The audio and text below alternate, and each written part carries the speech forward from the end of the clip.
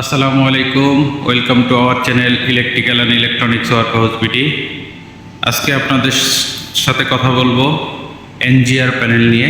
Actually NGR panel কেন ব্যবহার করা হয় এবং এইটার কী উপকারিতা আছে এবং এই প্যানেলটি কিভাবে ইনস্টলেশন করা হয় এবং এটি কিভাবে কাজ করে এই বিষয় নিয়ে আজকে আলোচনা করব। চলুন মূল ভিডিওতে চলে যাই। দেখেন, এটি হচ্ছে একটা এনজিআর প্যানেল। এই প্যানেলে সাধারণত কি থাকে দেখেন।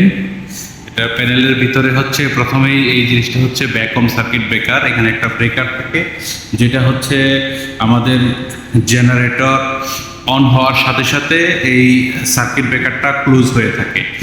যদি কখনো কোনো সার্জ কারেন্ট এদিক দিয়ে প্রবাহিত হয় তাহলে হচ্ছে এই কারেন্টটা সরাসরি এই এনজিআর হয়ে তারপরে হচ্ছে গ্রাউন্ড হয়ে যাবে, মানে মাটিতে চলে যাবে।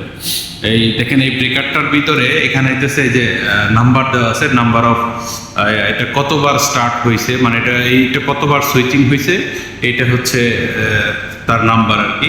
এটা 43 বার অন অফ হয়েছে এই ব্রেকারটা।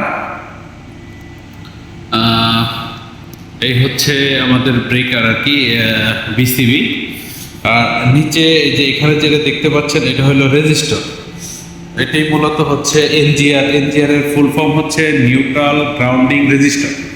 তো এটাই হচ্ছে সেই রেজিস্টার যে রেজিস্টার দিয়ে কারেন্টটা প্রবাহিত হয়, মানে কারেন্টকে এটা আসলে লিমিট করে আর কি। এক কথায় যে হিউজ যখন একটা শর্ট সার্কিট হয় তখন তো হিউজ পরিমাণের কারেন্ট প্রবাহিত হয়, ওই কারেন্টটাকেই কমানোর জন্য মানে কারেন্টের রেশিও কমায় তারপরে হচ্ছে মানে আমাদের অল্টারনেটর বা জেনারেটর যেটাই বলেন না কেন এটাকে সেভ করে।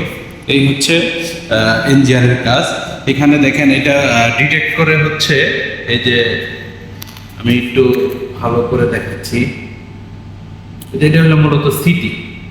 এই হচ্ছে ডিটেক্ট করে যে কিভাবে কত এম্পিয়ার কারেন্ট এখান দিয়ে ফ্লো হচ্ছে। এই যে এখানে রেজিস্টারের একটা পয়েন্ট এখানে লাগানো আর একটা পয়েন্ট এদিক দিয়ে বের হয়ে একদম গ্রাউন্ডে চলে গেছে। এই হচ্ছে আমাদের প্যানেল।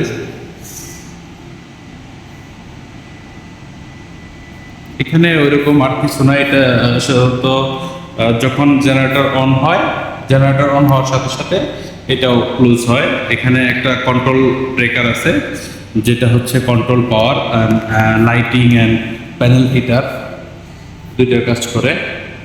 এখানে দুটি রিলে ডোরের সাথে এবং ডোরের দুটি ল্যাম্প আছে, যে অন অফ ল্যাম্প।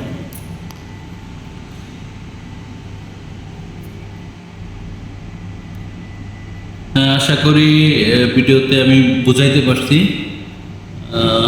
যদি কারো কোনো কিছু জানার থাকে অবশ্যই কমেন্ট বক্সে লিখবেন, আমি উত্তর দেওয়ার চেষ্টা করব। Thank you.